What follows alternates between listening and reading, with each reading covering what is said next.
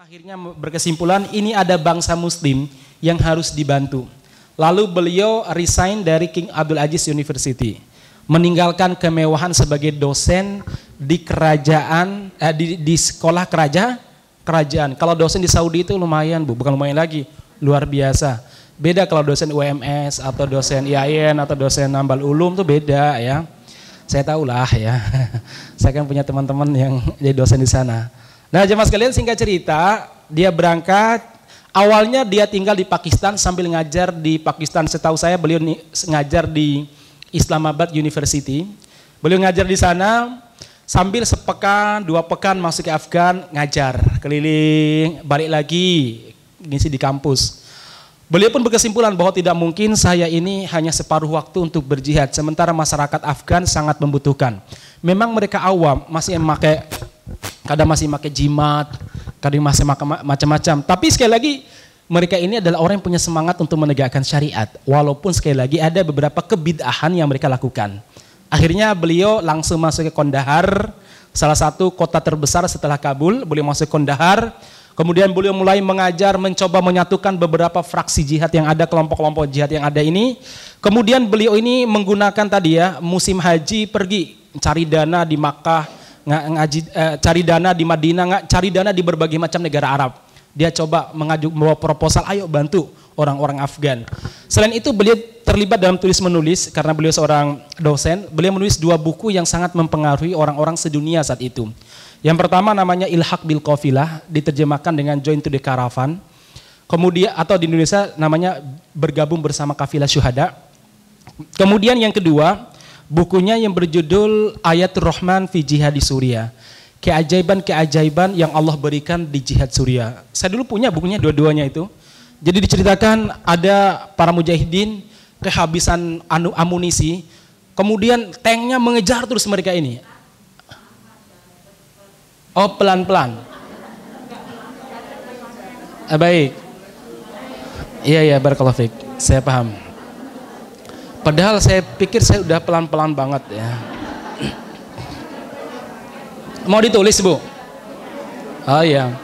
Baik, ada 2 buku yang berjudul, satu buku Ayatul Rahman fi Jihad di Suriah, tanda-tanda keajaiban ataupun bantuan-bantuan Allah pada jihad Afghanistan.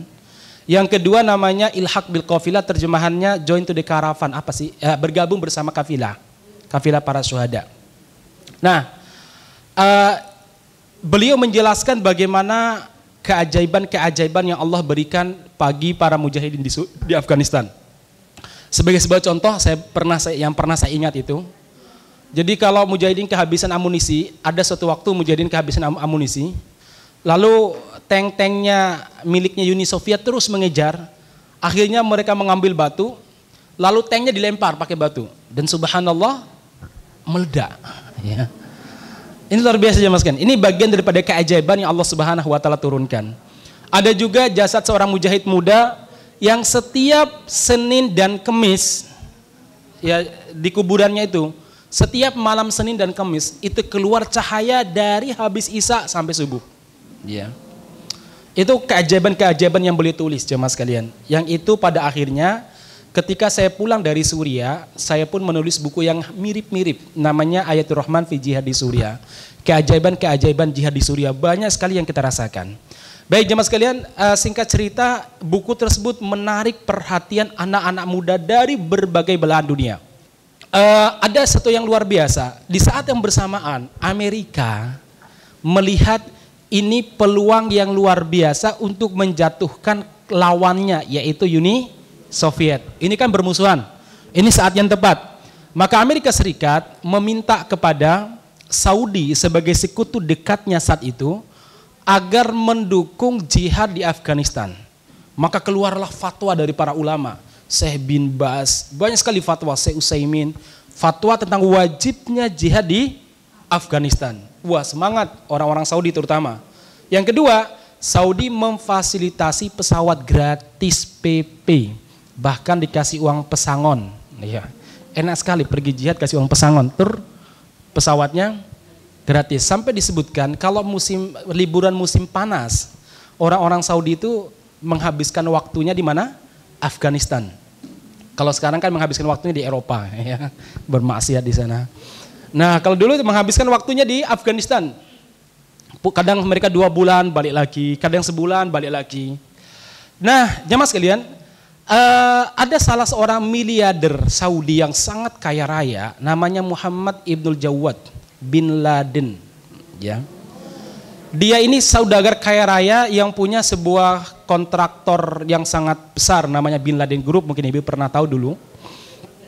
Beliau ini sering mengundang para ulama ke rumahnya kalau musim haji. Ayo makan di rumah saya, tidur di rumah saya. Ya biasalah orang-orang Saudi begitu ya. Nah, di antara ulama-ulama yang diundang itu orang-orang Afgan. Diundang. Nah, salah satunya Syekh Abdul Azam yang memang dulu hidup di Saudi. Nah, sering cerita bagaimana keajaiban perjuangan rakyat Afghanistan sana. Ya, ini membuat Muhammad bin Jawad bin Laden ini memberikan bantuan yang begitu banyak. Nah, saat ngobrol-ngobrol ini, dia punya anaknya yang baru lulus teknik sipil yang sering menemaninya saat kedatangan para ulama. Anak ini bernama Usama. Di kemudian hari dikenal Usama Ibnu Laden, ya. Nah, akhirnya Usama muda yang baru lulus teknik sipil, kemudian dia minta kepada bapaknya, saya ingin berjihad ke sana. Silakan. Jihad di sana, bayangkan ini putra mahkota ya, berangkat berjihad di sana. Sampai di sana dia melihat bahwa ternyata orang Afgan gak sekedar butuh senjata, tidak sekedar membutuhkan orang, tapi mereka membutuhkan bantuan makanan, tempat tinggal dan lain sebagainya.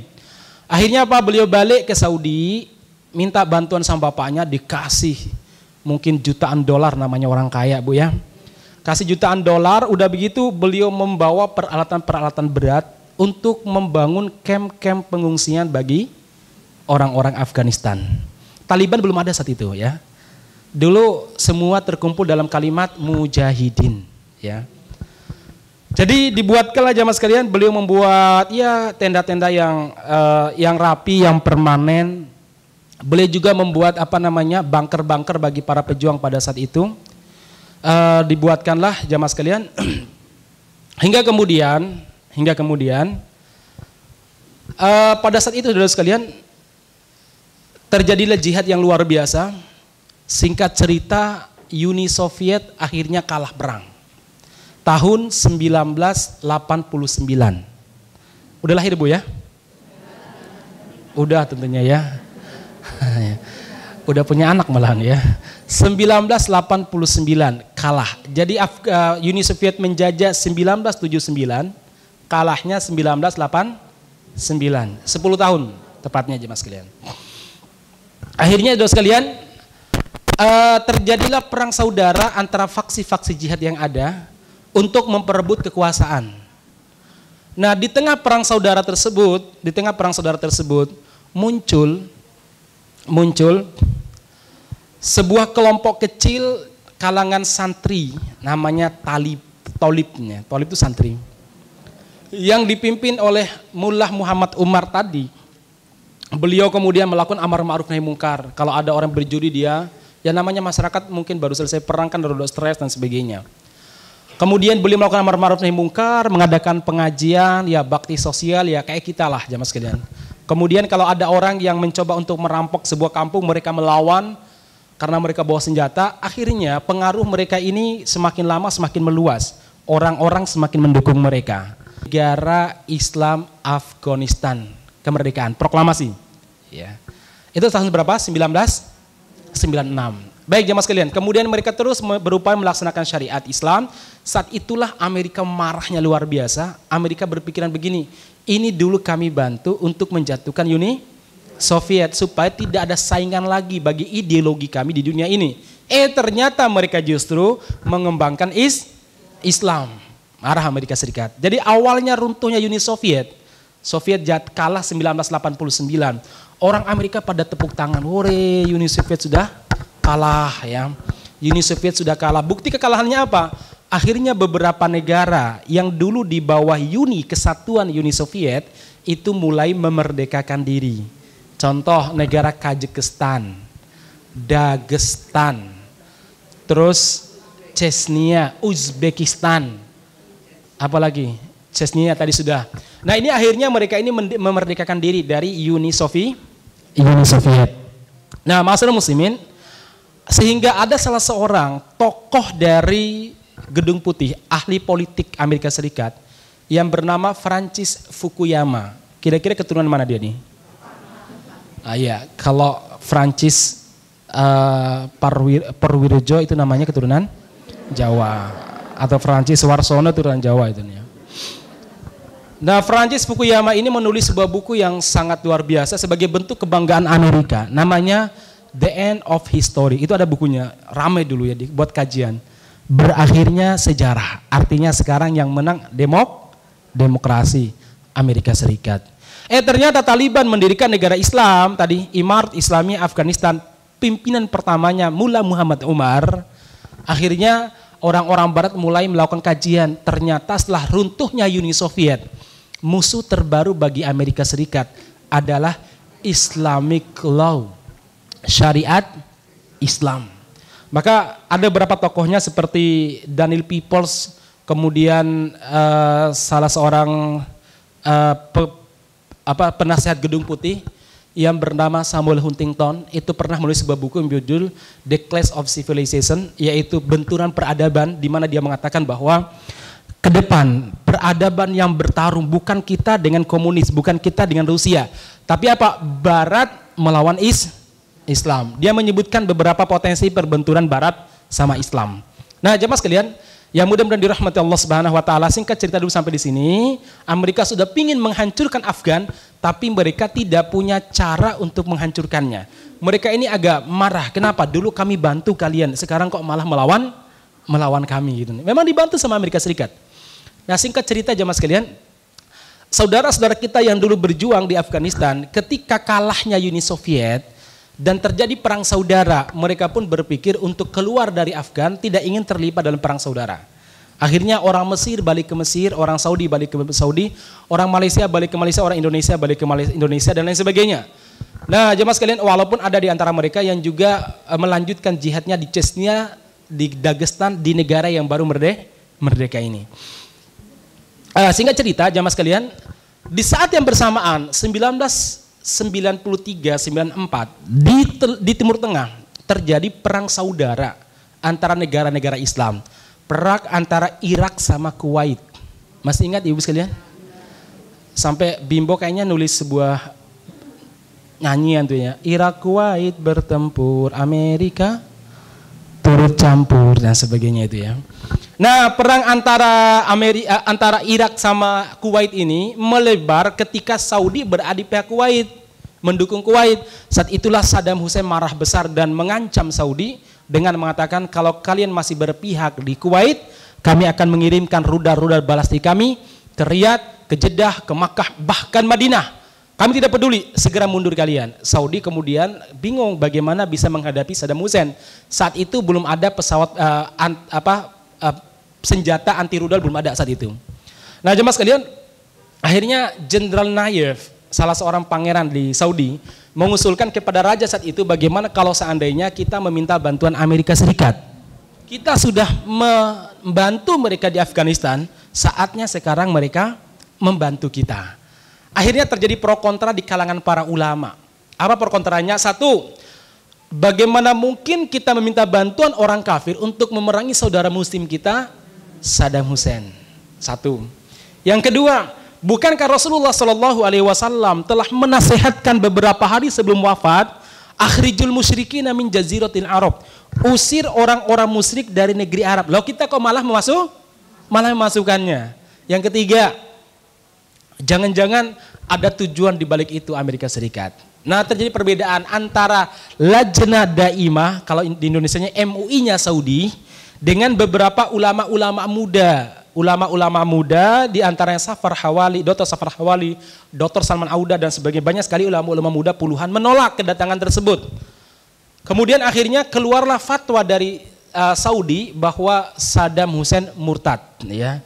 Jadi poin pertama perbedaan selesai itu ya.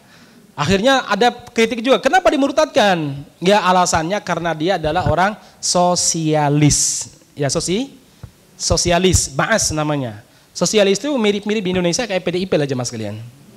Ya, partai Ba'as, partai sosialis, partai demokrasi ya. Nah, tapi jangan ditanya kalau Indonesia gimana hukum Jokowi, itu masalah lalu ya. Ini pokoknya begitulah mirip-mirip jamaah sekalian. Nah, singkat cerita jamaah sekalian, Saudi mengeluarkan fatwa bahwa Saddam Hussein murtad. Jadi poin pertama masalahnya selesai. Karena yang kita perangi orang murtad. Tapi pertanyaan berikutnya, itu kan Saddam Hussein, bagaimana rakyatnya? Ya. Kan rakyatnya banyak ulamanya. Wah, ramailah Bapak Ibu sekalian. Baik, yang kedua, ini darurat kata Lajnah Daimah. Ini darurat karena kita mau diserang sama Saddam.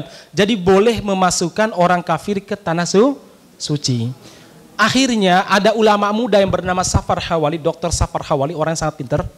Dia kemudian membuat sebuah buku kecil yang berjudul Wa'du Kissinger. Apa Wa'du Kissinger? Dia bilang, ya Syekh, wahai guru-guru saya, karena yang ada di MUI-nya Saudi yaitu Lajnah Daimah, itu guru-gurunya ulama-ulama muda ini. Wahai Syekh, ini bukan sekedar boleh tidak boleh ditinjau dari fikih. Memang kalau ditinjau dari fikih boleh meminta bantuan orang kafir. Boleh, tapi ini bukan sekedar itu, lebih dari itu. Apa itu? Tinjauannya harus dilihat dari sisi militer, politik maupun ekonomi. Dulu Menteri Luar Negeri Amerika Serikat tahun 1974 namanya Henry Kissinger. Mungkin pernah dengar namanya. Henry Kissinger itu pernah memberikan semacam presentasi di hadapan DPR kalau di Indonesia ya. Apa nama di sana apa namanya, Bu? Namanya Dewan Senat ya. Dia presentasi di hadapan Dewan Senat bahwa apa? Bahwa kalau kita ingin menjadikan Amerika Serikat sebagai negara superpower dan adidaya, maka kita harus melakukan pembenaran terhadap kesalahan Tuhan katanya. Kita harus membenarkan kesalahan Tuhan. Apa itu? Tuhan telah meletakkan minyak-minyak terbesar itu di bawah negeri-negeri kaum muslimin. Sementara kita ini tidak bisa hidup tanpa minyak. Kita bisa hidup tanpa Yesus. Kita bisa hidup tanpa ke gereja. Tapi kita nggak bisa hidup tanpa minyak, dia bilang. Maka kalau kita ingin menguasai dunia, maka kita harus membetulkan kesalahan Tuhan. Caranya, kuasai negara-negara Timur Tengah. Itu mimpi dia 1974, 5, 6, 9. Enggak ada jalan untuk masuk ke Timur Tengah. Makanya Syekh Safar Hawali mengatakan, ya Syekh, wahai para ulama saya, kalau seandainya kita memberikan kesempatan Amerika masuk ke negeri kita, apalagi tanah Saudi, maka mereka akan melancarkan program-program mereka ini. Tapi enggak dipercaya. Itu hanya analisa politik yang serba mungkin, tidak bisa jadi tidak, bisa jadi iya.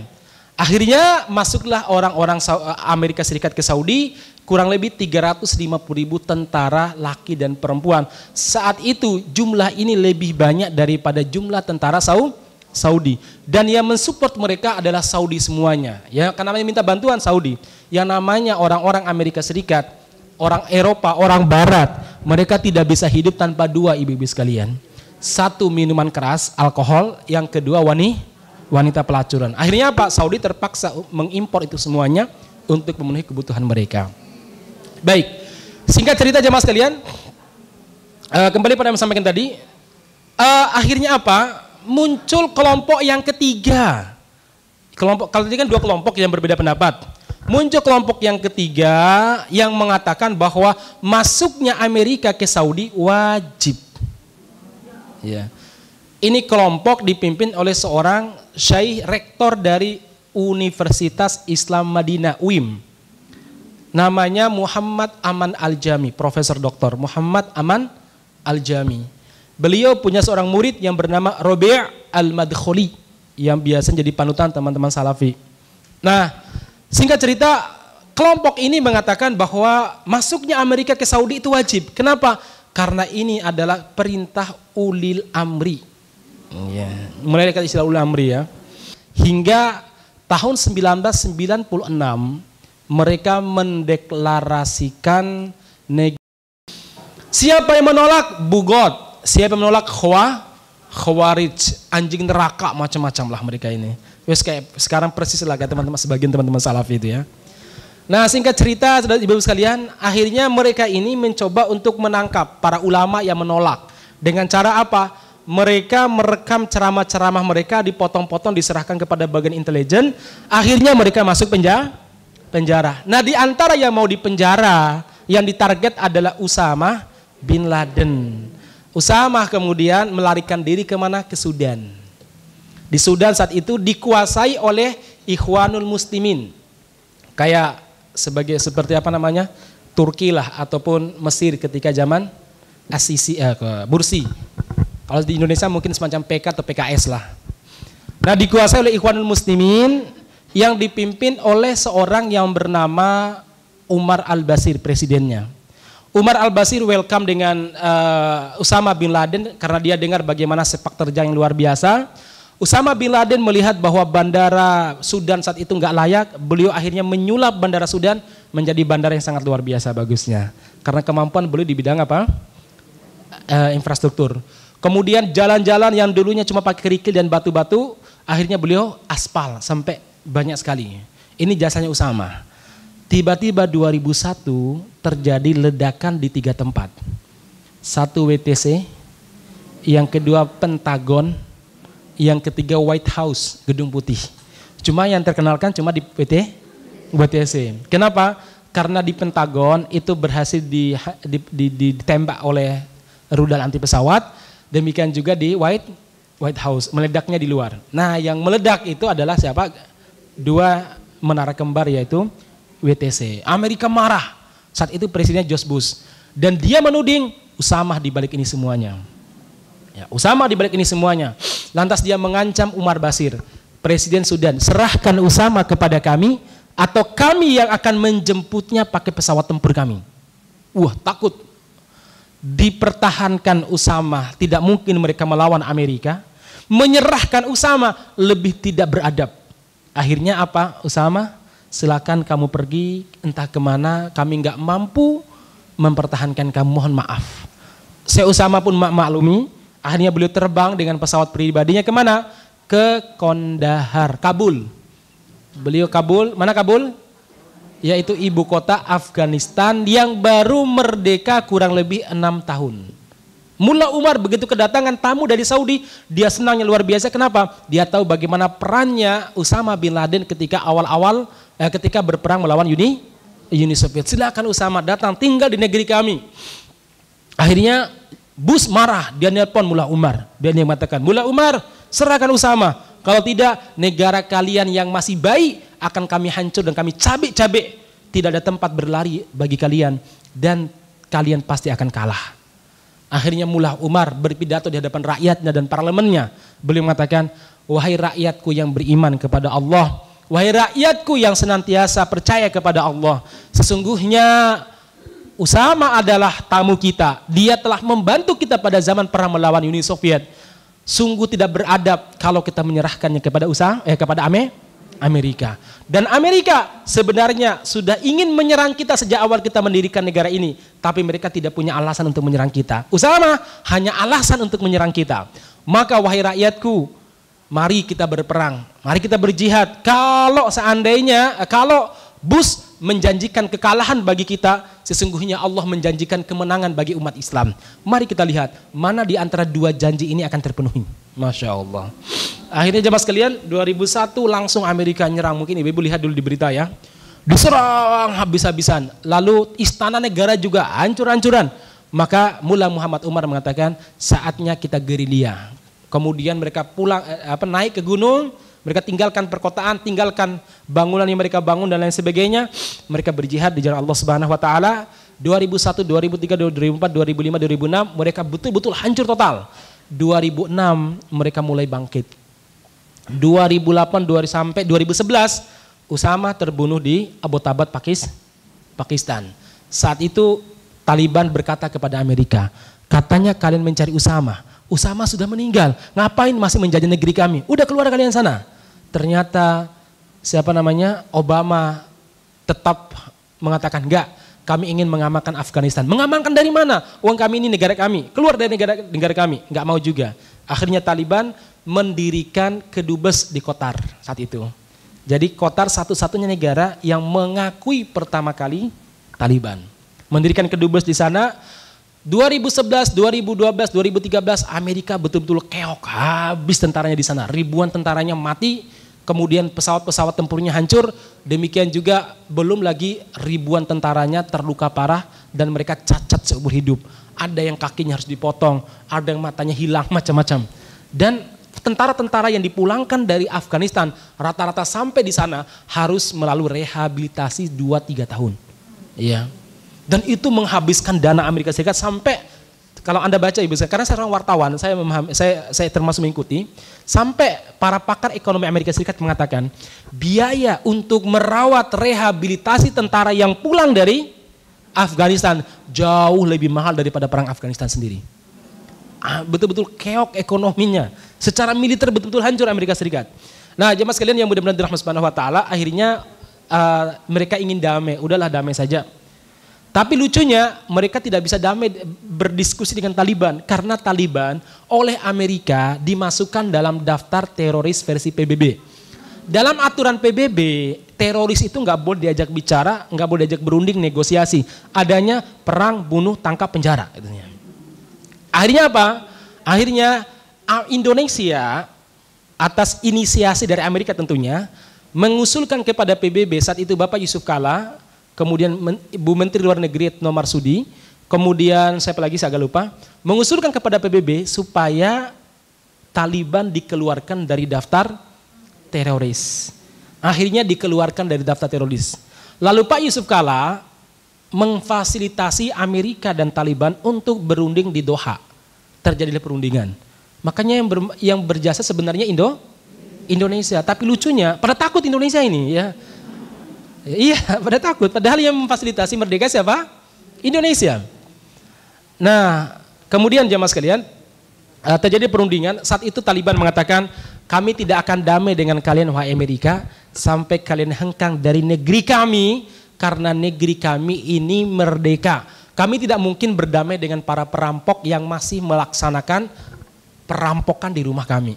Logikanya Taliban begini, ini ada perampok datang ke rumah, akhirnya tuan rumahnya melawan, perampoknya kewalahan, lalu minta damai, mas damai, tapi masih rampok loh ya, masih merampok, damai piye ya.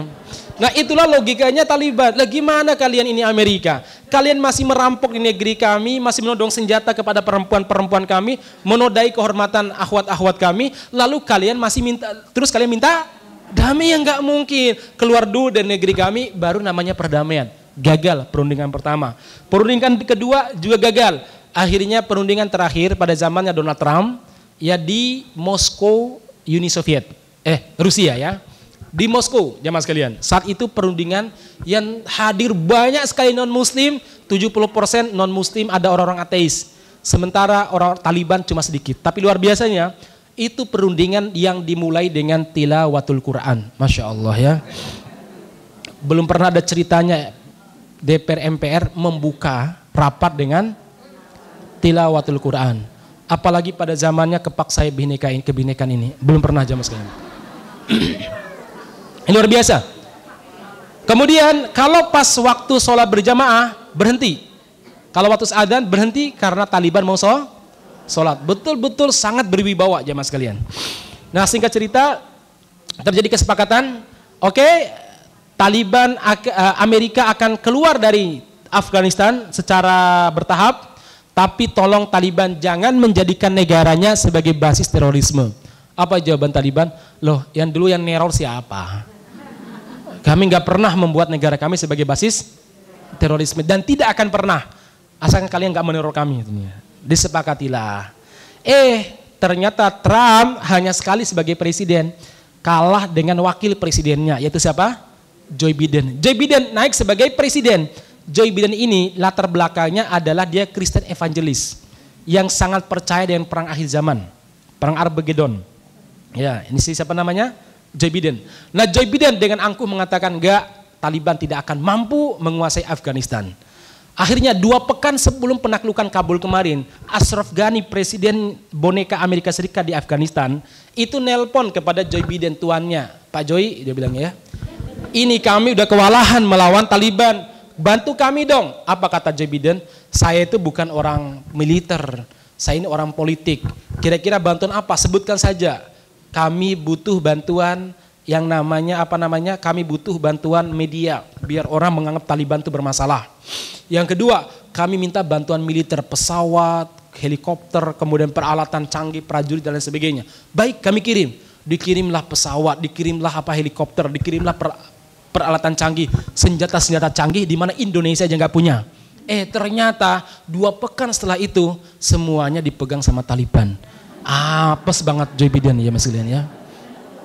Betul-betul apes Joe Biden itu ya. Nah, singkat cerita akhirnya Taliban menang. Nah baik, itu poin pertama sudah selesai. Pertanyaan berikutnya jemaah sekalian, Taliban ini kira-kira apakah dia itu pasukan panji hitam? Sebentar, terakhir aja itu ya. Saya ingin menyampaikan ini dulu.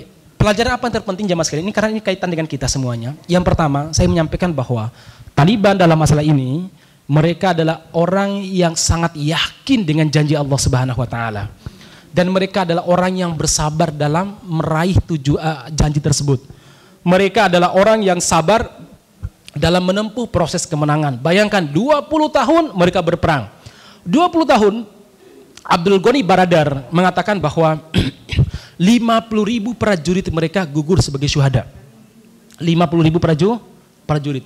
Tapi mereka betul-betul bersabar dengan penuh keyakinan mereka tinggalkan rumah mereka. Bayangkan jamaah sekalian, orang-orang pejuang Taliban itu, pejuang Afgan. Jangankan memakai HP zaman kita sebagian sekarang. Pakai jam saja mereka nggak berani. Kenapa? Karena drone Amerika Serikat itu mampu melacak jam yang dipakai. Jadi mereka selama di hutan tuh nggak pernah pakai jam, apalagi pakai HP. Nggak ada bicaranya selfie bareng habis pengajian, ya, atau selfie bareng habis jihad. Tidak ada jamaah sekalian. Nah, saudara sekalian yang mudah-mudahan dirahmati Subhanahu wa taala, inilah yang membuat mereka itu subhanallah luar biasa. Saya itu punya video bagaimana kehidupan mereka, keseharian mereka selama jihad melawan Amerika Serikat. Itu bagaimana mereka harus naik turun gunung, meninggalkan anak istri. Kemudian mereka nggak bawa apa-apa tapi Allah memberikan rezeki. Misalkan mereka mampir di sebuah sungai, mandi di sini, ternyata apa? Di situ banyak sekali ikannya dan ikannya sangat jinak. Mereka tinggal menajamkan kayu di tombak begitu, mereka bisa makan dengan seger, dengan enaknya luar biasa. Habis itu mereka harus meninggalkan tempat tersebut dalam waktu 3 hari lagi. Karena tempat mungkin sudah terpantau oleh Amerika Serikat, ditinggalkan lagi di tengah salju, kan di sana kan salju kan ya. Tiba-tiba mereka menemukan daging rusa yang sangat segar sekali. Mereka makan juga, subhanallah jamaah sekalian. Bersabar. Sampai disebutkan pemuda-pemuda Afgan ataupun Taliban, mereka tidak mengenal jam. Yang mereka kenal adalah kalau kukunya udah panjang berarti udah sepekan. Ya. Mereka di situ. Kalau rambutnya udah sampai bahu berarti mereka udah hampir setahun di tengah hutan. Itu yang mereka tahu.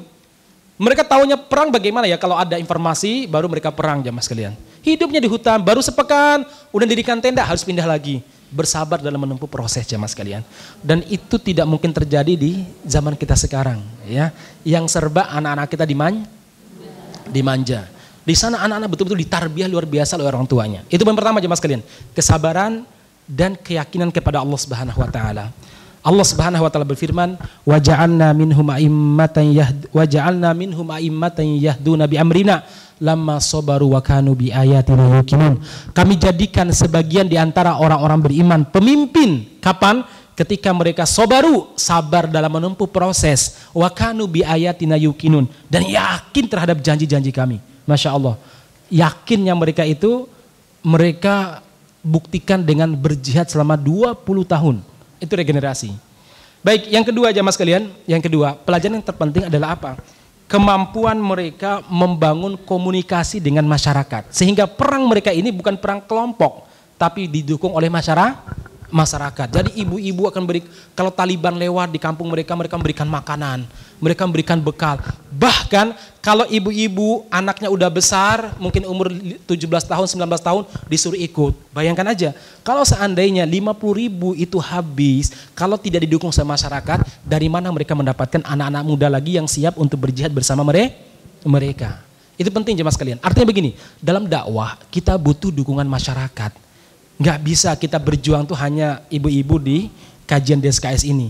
Tapi bagaimana masyarakat betul-betul percaya bahwa kita dengan mereka itu sama-sama tujuannya. Bagaimana kita membuat yakin bahwa masyarakat itu yakin kita ini bisa mewujudkan apa yang kita inginkan. Ini penting jemaah sekalian, dalam bahasa strategi dakwah kontemporer, namanya apa? Winning the mind, winning the heart. Bagaimana kita meyakinkan mereka bahwa kita sama dengan mereka, walaupun mungkin mereka nggak pernah sholat atau jarang sholat, sama lah Bu, kita pengen baik, kita bukan musuh-musuhan. Ini penting jemaah sekalian. Ya mungkin dengan pembagian sembako, pembagian nasi bungkus, kemudian silaturahim dan lain sebagainya, itu diantara cara kita meyakinkan masyarakat bahwa kita sama dengan mereka. Sehingga kalau kita berjuang bersama mereka, nanti mereka akan mengasihkan anaknya. Mereka akan mengasihkan bantuan walaupun mereka mungkin jilbab saja tidak. Ini penting. Dan itulah yang terjadi pada pejuang-pejuang Afghanistan. Walaupun mungkin ibu-ibunya masih belum begitu paham benar perjuangan ini, tapi mereka melihat akhlaknya orang-orang Afgan, akhlaknya tentara-tentara Taliban, santri-santri Taliban, lalu mereka menitipkan anaknya. Nih anakku dibawa sekalian jadikan tentara. Atau kalau Taliban menginap di tempat mereka, mereka mengatakan nikahlah anak gadis saya misalkan. Luar biasa aja mas kalian. Kepercayaan masyarakat yang luar biasa. Ini penting, modal utama perjuangan. Tidak mungkin perjuangan itu hanya sekelompok masyarakat tidak bisa. Tapi harus didukung oleh masyarakat luas. Baik jemaah sekalian, yang terakhir adalah apa? Peran ibu-ibu. Begini jemaah sekalian. Rata-rata para peran ya. Ya. Kaum laki-laki itu berangkat pergi berjihad. Sekarang pertanyaannya, siapa kira-kira yang membesarkan anak-anak mereka? Ibu-ibu mereka, istri-istri mereka. Dan istri-istri inilah yang mendidik anak-anak mereka di kemudian hari siap menjadi mujahid. Jadi kan suami berangkat jihad, paling pulang 2 bulan baru pulang. Pulang 2 bulan, 2-3 hari di rumah pergi lagi. Coba kalau itu seandainya terjadi pada kita, bagaimana beratnya kalau kita nggak siap mentalnya jamaah sekalian. Tapi ibu-ibu dan perempuan di Taliban Afghanistan, mereka adalah perempuan-perempuan luar biasa, mendidik anak-anak mereka. Ini mirip-mirip di Indonesia jamaah sekalian, dulu ketika dijajah oleh Belanda, terutama di Aceh. Kan perang Aceh itu kurang lebih 140 tahun lamanya. Sampai Belanda tuh heran, 140 tahun kok orang TNT iki. Perang terus ya. Akhirnya Belanda itu melakukan sebuah kajian. Kenapa orang Aceh begitu berperang? Di Jawa juga demikian. Jawa kan paling lama juga setelah Aceh. Jawa itu perangnya 40 tahun. Kalau Taliban tadi berapa? 20 tahun. Jawa 40 tahun. Aceh berapa? 140 tahun. Akhirnya mereka melakukan penelitian. Kenapa mereka bisa bertahan? Kenapa muncul terus para mujahid? Tengku Umar meninggal, muncul Tengku Cik Ditiro. Kemudian si Fulanah meninggal, muncul si Fulanah yang sebagai pemimpin. Ternyata mereka mengkaji, itu perannya adalah peran ibu-ibu. Ya, itu karena apa? Ibu-ibu mereka, istri-istri mereka yang siap mendidik anak-anak mereka. Salah satunya apa? Ternyata di Aceh pada zaman dulu ada sebuah syair jihad, syair perjuangan, namanya Hikayat Perang Sabil. Pernah dengar nggak ibu sekalian? Hikayat Perang Sabil itu cerita tentang bidadari yang bermata jeli, tentang syuhada, tentang bagaimana para syuhada akan terbang di tembolok-tembolok burung, mereka akan mendapatkan 7 keutamaan. Itu dibahasakan dalam bentuk syair bahasa Aceh. Nah ibu-ibu ketika bayinya masih kecil, jadi buat Nina bobokan bayi itu nyanyikan masalah ini. Ketika anaknya udah besar, nyanyian yang dari Al-Quran, dari As-Sunnah ini betul-betul melekat pada kepala anak-anak mereka. Sehingga apa? Umur SMP orang-orang Aceh sudah siap masuk hutang, berjuang dengan para tengku, para teuku, maupun dengan para cut dan lain sebagainya. Ya, ini masalahnya apa? Bagaimana peran seorang ibu jamaah sekalian. Ini penting. Ya. Baik jamaah sekalian, saya kira itu yang saya sampaikan. Pertanyaan terakhir, apakah Taliban itu adalah pasukan Panji Hitam? Jawaban saya begini, bisa iya, bisa tidak. Tapi saya ingin menyampaikan bahwa hadis-hadis terkait masalah Panji Hitam itu ada 2 kategori. Satu, kesohihannya diperdebatkan oleh para ulama, sohih apa tidak. Yang kedua, ada banyak hadis-hadis dhaif. Ya. Jadi menurut saya begini, mau Taliban itu Panji Hitam atau Panji Putih, dan ternyata benderanya Putih kan begitu ya. Mau dia panji hitam atau panji putih, dia adalah saudara kita sesama muslim. Yang wajib kita doakan, kita bantu kalau mereka membutuhkan bantuan. Yang kedua, mereka ini negara, satu-satunya negara yang berani mengumumkan bahwa mereka akan melaksanakan syariat Islam. Negara baru loh, kalau Brunei mengumumkan itu wajar. Kalau Saudi mengumumkan itu wajar. Tapi negara baru dan mereka berjanji kepada Barat, kami akan membuktikan tanpa demokrasi, tanpa sosialis, kami dengan hukum Islam bisa menyebarkan keadilan bagi rakyat kami. Masya Allah, luar biasa. Dan dia mengatakan semua negara akan kami ajak kerjasama, kecuali satu, Israel. Kami nggak mau katanya. Iran, kami bisa bekerja sama-sama Iran, tapi bukan dengan Syiahnya katanya. Tegasnya luar biasa. Baik, saya kira demikian. Kita udahlah hadapi saja itu saudara kita. Mereka baru merdeka, kita doakan saja. Kita tidak perlu terlalu euforia. Mereka ini lagi butuh bantuan, ya. Dan ya, mereka mengatakan bahwa negara yang paling berjasa dalam proses kemerdekaan mereka selain Qatar adalah Indonesia. Alhamdulillah, ternyata orang Indonesia bisa mendamaikan mereka, ya. Baik, ada yang bertanya silakan. Sisa waktu kurang lebih 3 menit.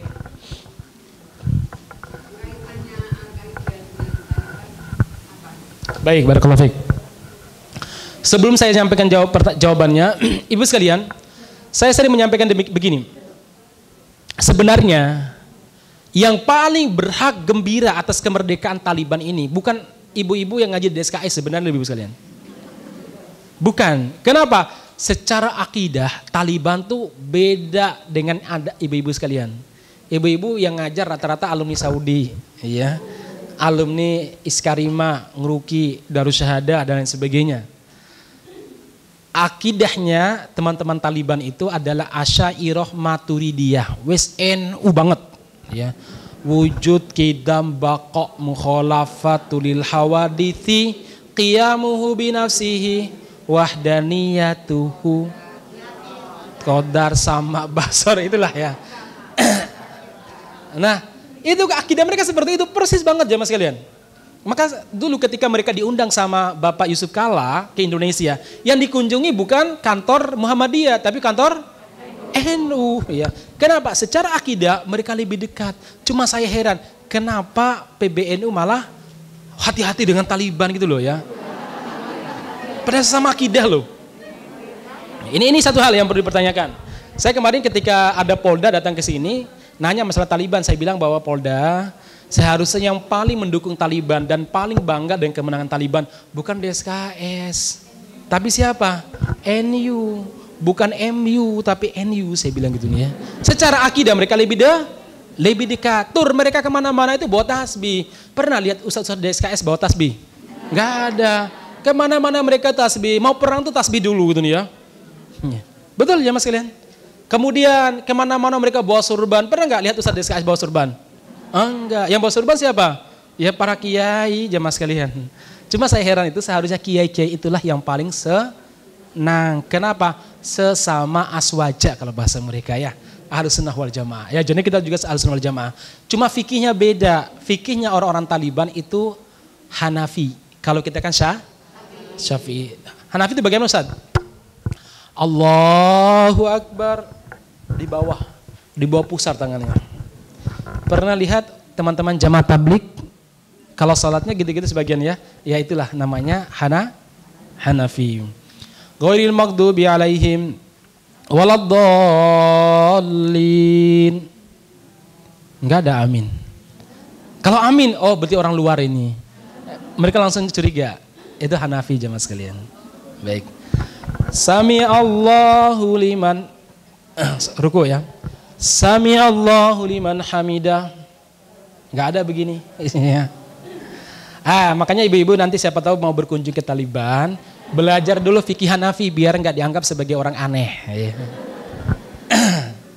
Baik ibu sekalian, saya kira itu. Apa hubungan Al-Qaeda dengan Taliban? Al-Qaeda itu jamaah sekalian sebuah organisasi yang didirikan oleh Usama bin Laden. Ya, oleh Usama bin Laden. Saat itu sebenarnya untuk apa? Untuk bisa menata orang yang pulang pergi dari Saudi, dari pulang pergi saat perang dulu, Bu. Ya supaya apa? Oh, si fulan telah pulang. Kalau keluarganya nelpon, kami beritahu dia udah pulang. Entah mampir kemana, yang penting sudah. Awalnya begitu sebenarnya.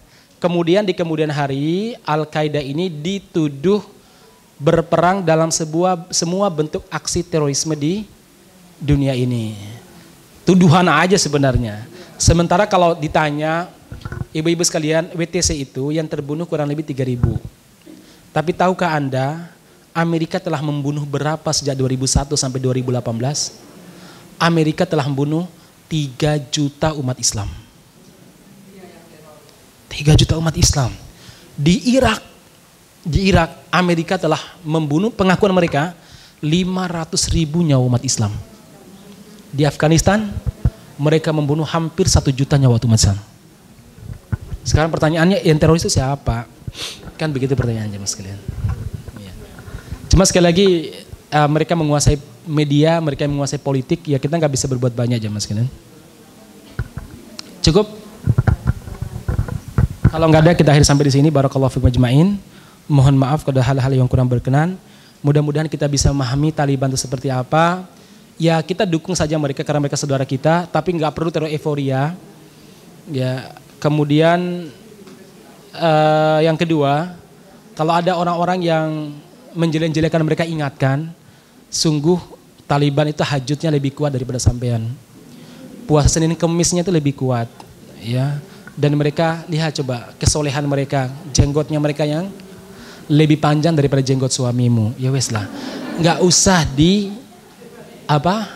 dijelek-jelekkan. Apalagi Rasulullah SAW pernah bersabda, man qala li akhihil muslim, barang siapa yang menuduh saudara muslimnya, barang siapa yang menuduh saudara muslim bima laysa fihi, yang bukan dia kerjakan, maksudnya tuduhan palsu, habasahullahu fi nari jahannam, Allah akan memenjarakan dia di neraka jahanam hatta ya'tiya binafadin maqala, sampai dia membuktikan apa yang dia tuduhkan.